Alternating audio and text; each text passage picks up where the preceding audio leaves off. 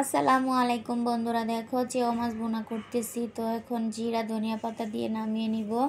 এটা হচ্ছে দুপুরের রান্না। সকালবেলা কিন্তু আমি গ্যাস থাকে না দেখা ঘুম থেকে উঠে ডাল, করলা ভাজি, ভেন্ডি ভাজি করে নিয়েছি। আর এই মশলাগুলো কালকে ধুইছিলাম, রোদে শুকিয়ে নিয়েছি কালকে আর আজকে।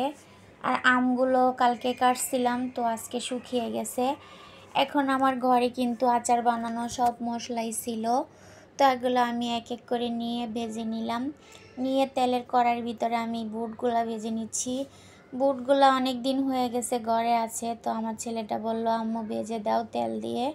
তো আমি অনেক সময় পানি দিয়ে ভিজায় রাখছিলাম, নরম হয়েছে, তারপরে তেল দিয়ে ভেজে দিলাম। তো এটাকে আর কি বিট লবণ আর মরিচের গুঁড়া দিয়ে মাখিয়ে দিলে একদম দোকানের বুট বাজার মতো লাগবে। তারপরে দেখো এক এক করে মশলাটা ভেজে কিন্তু আচারটা বানিয়ে নিলাম।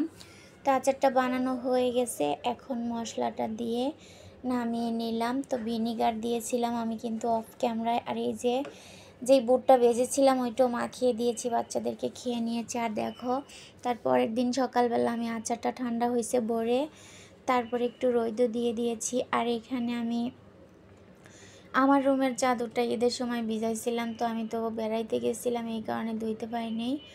তো এখন রুমের আমার রুমের চাদরটা আর সবগুলা রুমের পাপোশ ভিজিয়ে দিলাম আজকে।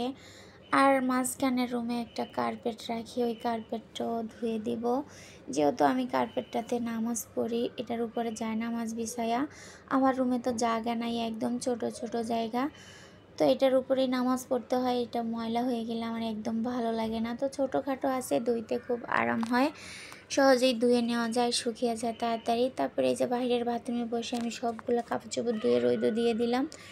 আর অনেক দিন হয়ে গেছে তোষকগুলা বালিশগুলা রোদে দেই না। তো আমার কিন্তু 1 মাস পর পর ঘর ঝাড়া আর তোষক মোষক শুকানো এটা একটা বদ অভ্যাস।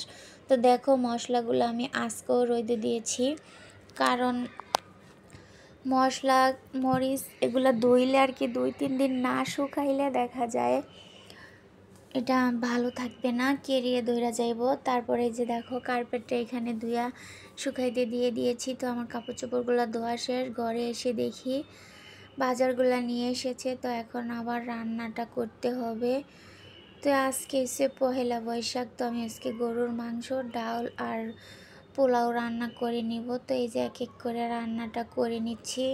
তো আজকে কিন্তু আমি অনেক কাজ করছি, সব কাজ আর তোমাদের সাথে শেয়ার করা হয়নি, একটু একটু করে শেয়ার করেছি। পাকের ঘরে অনেকগুলা থালা বাসন ছিল, তারপরে আবার ঘর দুয়ার ঝাড় দিয়েছি, মুছছি। তারপরে আবার ঘরটা একটা রুম ঝেড়ে নিয়েছি। কালকে আগের দিন আমার রুমটা ঝাড়ছিলাম, আর আজকে আবার মাঝখানের রুমের যেই গলিটা আছে ওইটা ঝেড়ে নিয়েছি, আর পাকের ঘরটা। তো সবগুলো কাজ একবারে করলে অনেক কষ্ট হয়, তাই একটু একটু করে করি। তো এই যে এখন আবার এই পাশের চুলাতে পোলাওটা বসিয়ে দিলাম, বাটা মশলা কিছু দিয়েছি আর এখন গোটা মশলাও কিছু দিয়ে দিচ্ছি। তো আমি কিন্তু দুধ দিয়ে পোলাওটা রান্না করেছি, তোমাদের সাথে আর দুধটা দেওয়ার সময় ভিডিওটা নিতে আমার একদম ভুলে গেছিলাম। তো এখন এই যে চালটা দিয়ে ভেজে নিচ্ছি সুন্দর মতো। তো আমি ফ্রাই প্যান দিয়ে রান্না করতে আমার বেশি ভালো লাগে, আর ফ্রাই প্যানগুলা আমার একটা অনেক বড় আর একটা অনেক ছোট, এই কারণে আমার রান্নাটা ওগুলাতে করতে তেমন একটা ভালো লাগে না।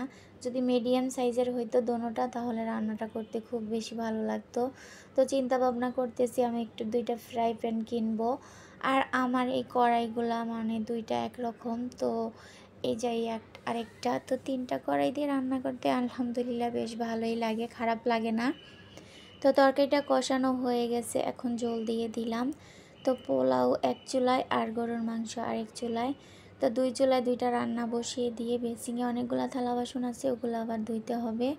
তো তরকারিটা হয়ে গেছে, এখন জিরা দিয়ে নামিয়ে নিলাম। ফাইনালি রান্নাটা আমার কমপ্লিট। তো কড়াইয়ের ভিতরে নিলে বেশ একটা খারাপ লাগে, এই কারণে বলে বেরিয়ে নিলাম। তারপরে খাওয়া দাওয়া করে গোসল করে এই বিকালবেলা তোমাদের ভাইয়া আমাকে এই তোষকগুলা ঘরে এনে দিয়ে গেল। এখন আমি এক এক করে সুন্দর মতো সবগুলা তোষক বালিশ বিছনার চাদর টাদর এগুলো গোছায়া জায়গায় রেখে দিব। তো যেদিন বিছনাটা শুকায় সেদিন কিন্তু ঘুমাইতে অনেক আরাম লাগে, বিশেষ করে শীতের দিনে যদি বিছনা শুকায় অনেক ভালো লাগে ঘুমাইতে। আর গরমের দিনে বিছানা শুকাইলে অনেক বেশি গরম লাগে, তাপ ওঠে। তো ভিডিওটা আজকের মতো এই পর্যন্ত। ভালো থাকবেন, সুস্থ থাকবেন। আল্লাহ হাফেজ।